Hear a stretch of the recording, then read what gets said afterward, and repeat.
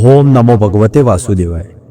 તારીખ 24 માર્ચ 2026, વાર મંગળવાર, ચૈત્ર નવરાત્રિનો છઠ્ઠો દિવસ, એટલે કે માતા દુર્ગાના છઠ્ઠા સ્વરૂપ માં કાત્યાયનીની પૂજા થાય છે આજે, જેના હાથમાં તેજસ્વી તલવાર છે અને જેમનું પ્રિય વાહન સિંહ છે।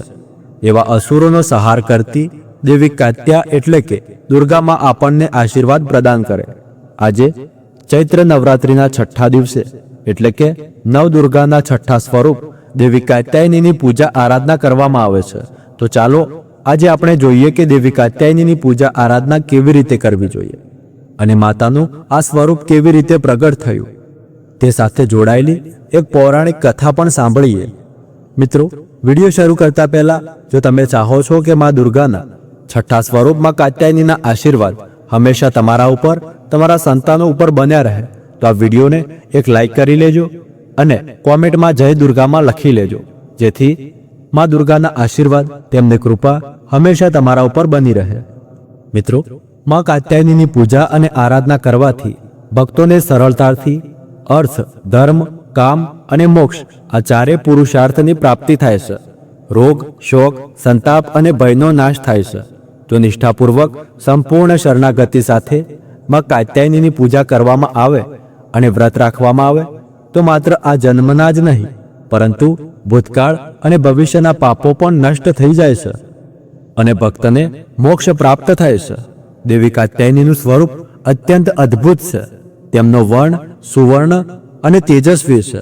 તેઓ સિંહ પર સવાર રહે છે। માં કાત્યાયનીના 4 હાથ છે। ડાબા હાથમાં ચંદ્રહાસ નામની તલવાર અને બીજા હાથમાં કમળ છે। જમણા હાથમાં તેઓ વરદ મુદ્રા અને અભય મુદ્રા ધરાવે છે। તેમના કપાળ પર અર્ધચંદ્ર શોભે છે। આમાં આદ્યાશક્તિ ભગવતી મહર્ષિ કાત્યાયનની પુત્રી સ્વરૂપે ધરતી પર પ્રગટ થયા। ઋષિ કાત્યાયનને ઘોર તપસ્યા કરીને મા ભગવતીને પ્રસન્ન કર્યા હતા। તેમની ઈચ્છા પણ એ જ હતી કે મા ભગવતી તેમના ઘરમાં પુત્રી સ્વરૂપે જન્મ લે।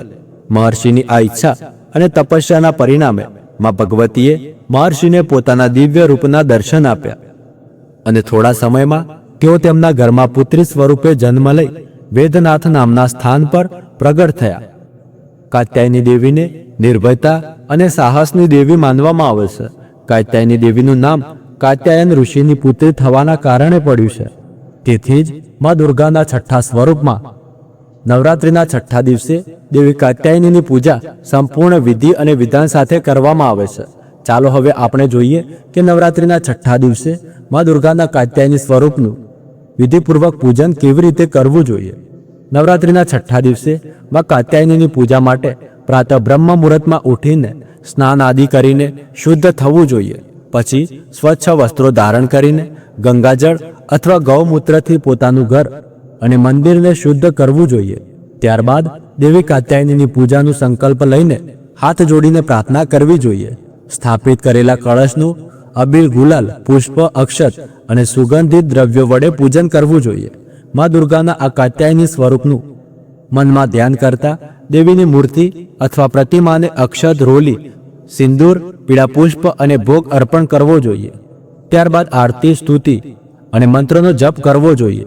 દેવી કાત્યાયનીને પીળા પુષ્પ, હળદરનો તિલક અને ભોગ અર્પિત કરવામાં આવે છે।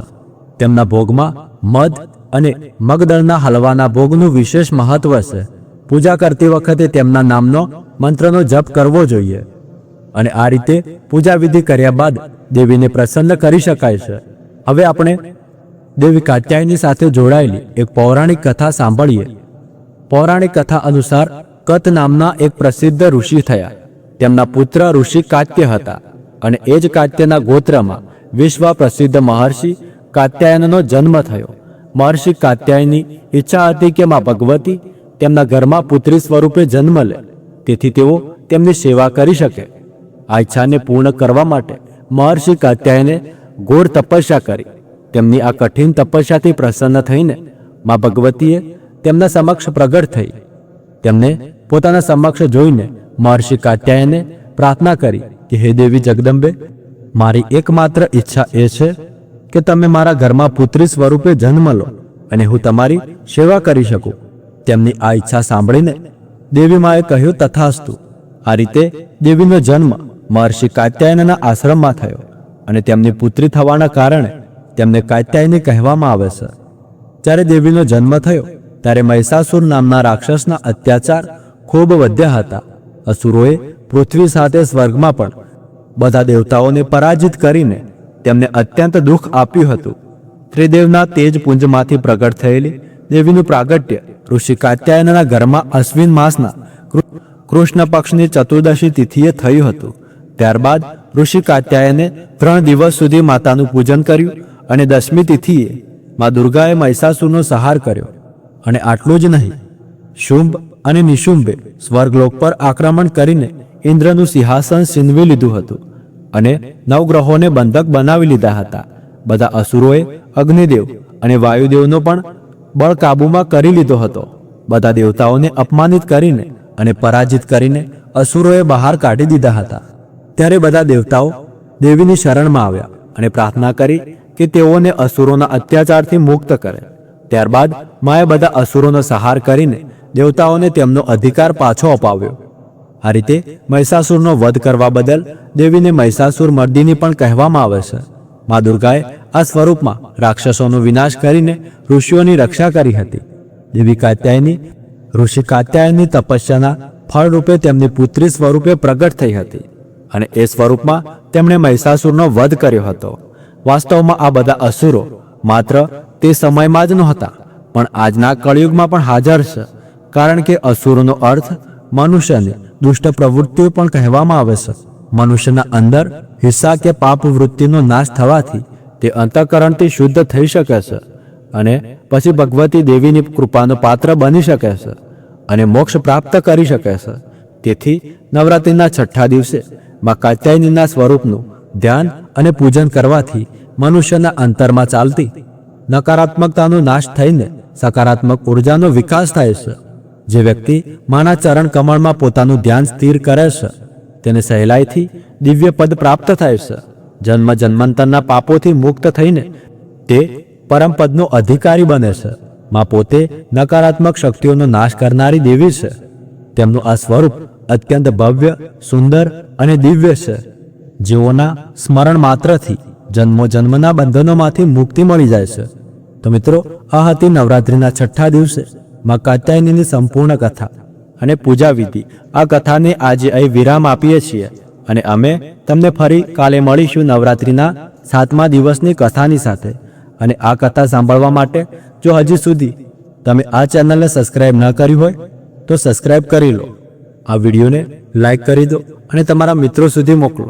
નવરાત્રિના આ પાવન દિવસોમાં ભગવતી મા દુર્ગાની કથાઓનો વધુમાં વધુ પ્રચાર કરવાથી પુણ્ય ફળ તમને પણ મળશે અને જે સાંભળે તેને પણ. અને જો તમને અમારી તરફથી કરાતો આ પ્રમાણભૂત વૈદિક જ્ઞાનનો પ્રચાર પ્રસાર ગમે તો અમારા માટે પ્રાર્થના કરજો.